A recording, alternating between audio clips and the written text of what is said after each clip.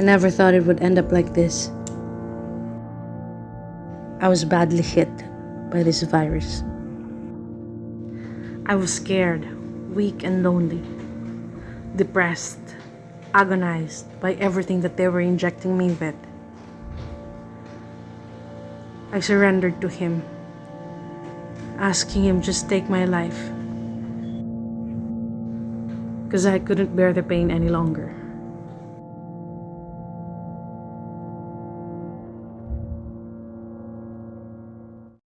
It all started after I signed my contract and was booked at the oldest, one of the grandest hotels in Manila, the Manila Hotel. It's one of the biggest, grandest hotel accommodation I've been in. And look at the lights. Wala siyang lights dito banda, so that's why that makes me so scared. And look at the lights naman. They're all yellow. And you know, I'm such a scaredy cat. That's why it scares me. Kasi if at night it's so dim. I was supposed to do this video last night, but it was so dim and I was so scared knowing this knowing this hotel is mas matanda pa kay Rizal, I think. No. Knowing that this hotel is one of the oldest, was built in, again, 1909 and was opened 1912, July 4, 1912. Can you imagine? Ayan, just look at the view. Nice. Yeah, hello everyone. So, ayun na nga. So they brought me my breakfast already. Look what they serve. And fruit. And they have this rice, egg, and grabe naman, sobrang tipid. Pero okay lang. And 2 hot dogs. Just imagine, the penthouse was the residence of Douglas MacArthur, General Douglas MacArthur. Wow. July 19 was my first night at the Manila Hotel. I couldn't sleep properly, knowing that it was built 1909. I woke up the next day, July 21, and I felt my throat was swollen. At that very moment, I felt I was doomed. And eventually, I was having colds on that same day. And then came body pain, and on that same night, fever started. Gosh, I rarely have fever. I took some medicines I have on hand, like paracetamol and many others, just to keep my fever down and my body pain to subside. And so then I was swabbed July 23rd, and on the next day, it was confirmed that I was positive with COVID-19. I was then transferred to a quarantine facility somewhere in Pasig. And each of us were provided with toiletries, towels, slippers, food and water, as well as pillow, and our own thermometer. Oximeter and digital blood pressure monitor were found at the nurse's station. So we had to do and monitor our own vital signs. No one was there to do it for us. But we understand it was also for the safety of the frontliners. I really had difficulty of breathing. That's why my oxygen level was always low. And just by walking about 10 steps away, felt like I was being chased by 10 people. So the doctor prescribed me with antibiotic for 3 days, but it got worse. So for the second time, I was requested to do another x-ray. And there they found out that pneumonia was progressing in my right upper lobe and 2 lower lobes. So my situation got worse. I was diagnosed with severe pneumonia and confirmed COVID case. Doctor told me I must be transferred immediately to the hospital. When I was riding the ambulance on our way to the hospital, I was crying silently because I never felt so alone in my entire life until that day. I was alone with no family nor friends with me.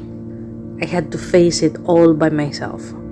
And I was so scared because I will be admitted in the hospital with no companion. And then when I saw the wheelchair, I cried because this is my first time to ride a wheelchair.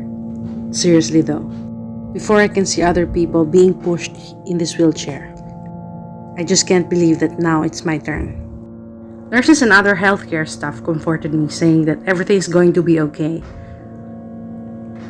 that I should keep the faith burning and must not lose hope. They injected me here and there, extracted blood from me for a lab test and COVID test, opened an IV line so that they could give me medicine straight to my bloodstream to help me recover fast.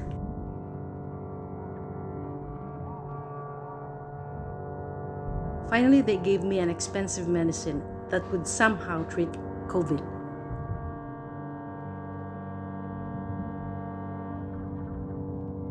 I cried every single day. I was in agony. Felt so down, so depressed with the situation and everything that was happening, especially about my job that I was about to get back to.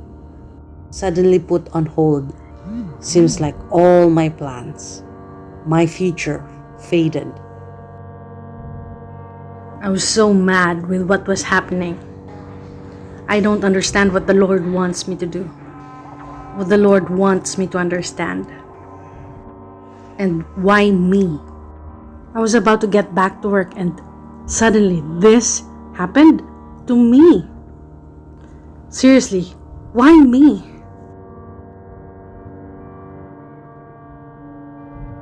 They continuously monitored us, gave us medicines, gave us vitamin C, antibiotics, blood thinners, also medicines to cure pneumonia, medicines for COVID, nurses, nursing aides, cleaners. They were all doing their jobs, and I saw them suffer as well.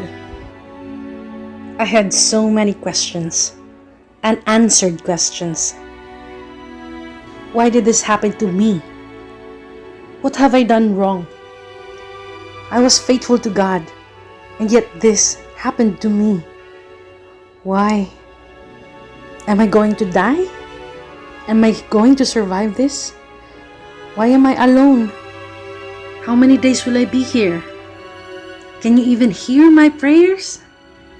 Why does it seem that you cannot hear them?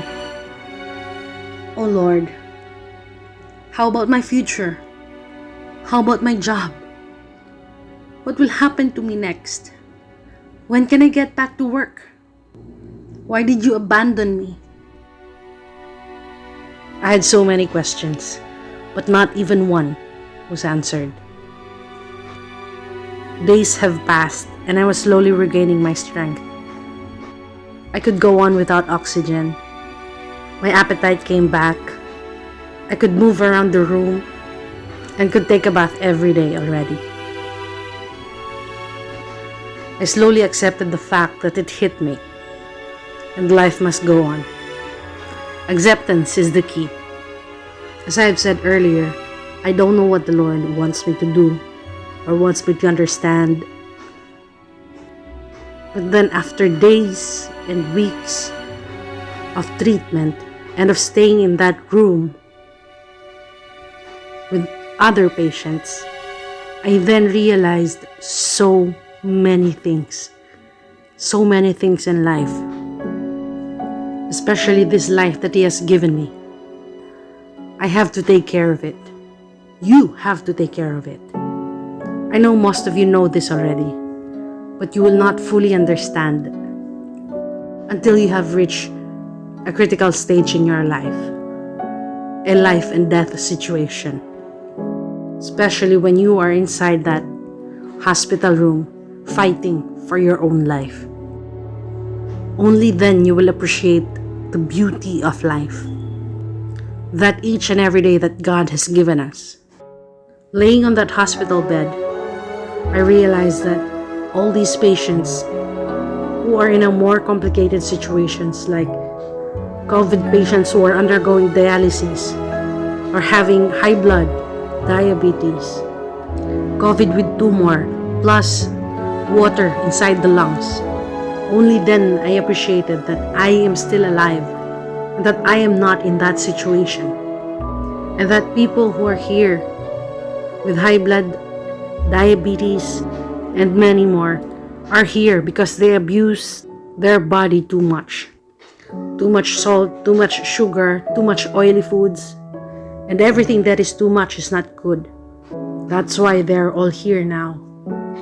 My father once told me, when it's payback time, it's payback for the health that we have been abusing for so many years.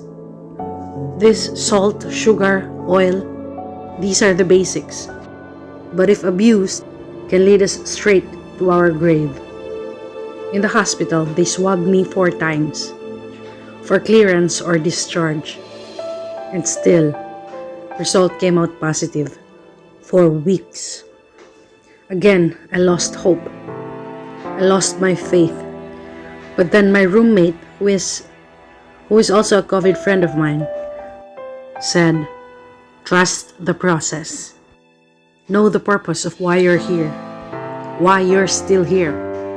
And boom! I didn't realize that until she told me all this. Maybe because I was blinded by pain and suffering. Also, do you remember earlier when I asked God to take my life because I was in deep, deep pain and suffering? Well, after days of crying and seeing other patients in a worse situation, it then flashed into my mind that Jesus was scourged at the pillar. He was crowned with thorns. He carried my cross. And he opened his arms wide enough just to show me, just to show all of us that he loves us so much. Then he died for our salvation. Tas eto ako ngayon, giving up because of this pain and suffering that I am experiencing right now. What more if I had to do what Jesus had undergone? That's why it made me realize and be thankful for whatever I have right now. Even if I'm hurting, depressed, sad, lonely, it just made me so grateful and thankful that I am alive. And these are the bruises from the injections. I have so many bruises all over my body. I couldn't even count them anymore.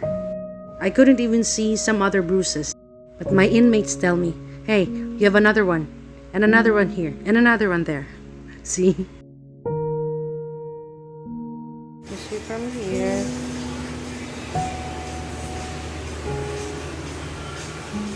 Hello.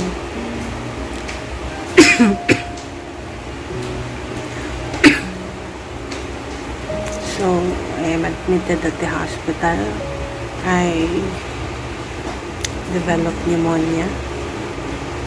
COVID struck me hard.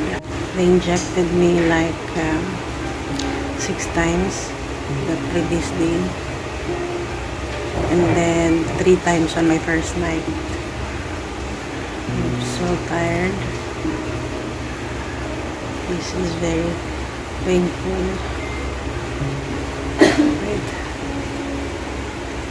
It's difficult for me to move, but I cannot take a bath every day because of this IV line. And I started here July 29 sa gabi at night. This is my 4th day already, and I hope I will cope up. So on the previous days I had oxygen. I cannot live without oxygen. I suffocate without oxygen. You see, it's difficult for me to scratch.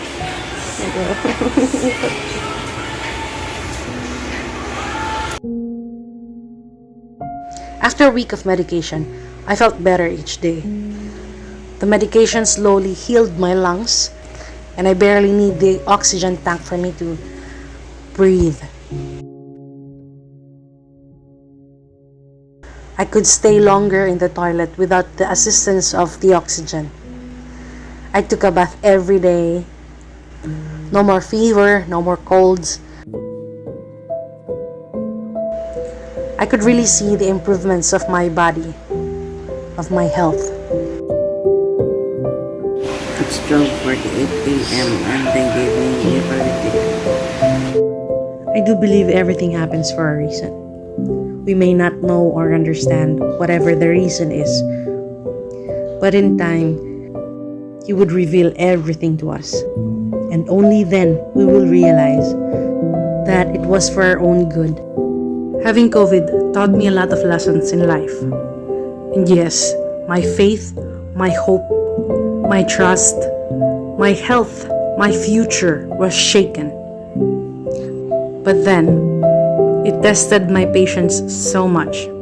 It taught me that I was never in control. That even if I will cry blood, I still cannot do anything that would make my wants come true. He taught me that if God answered our prayers, He is increasing our faith. If God delays our prayers, He is increasing our patience. And if God doesn't answer our prayers, then I believe God has something better for us.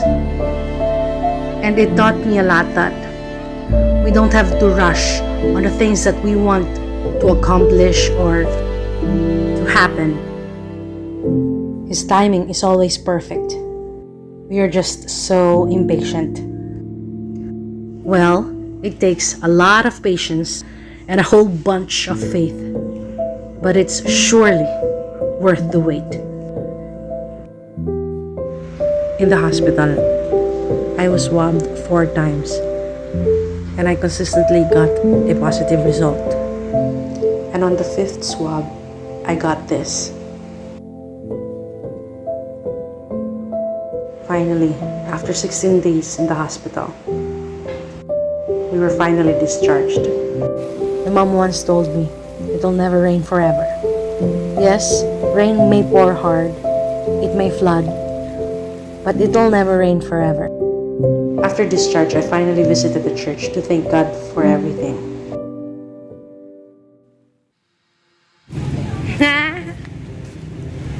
Diba? Inutin!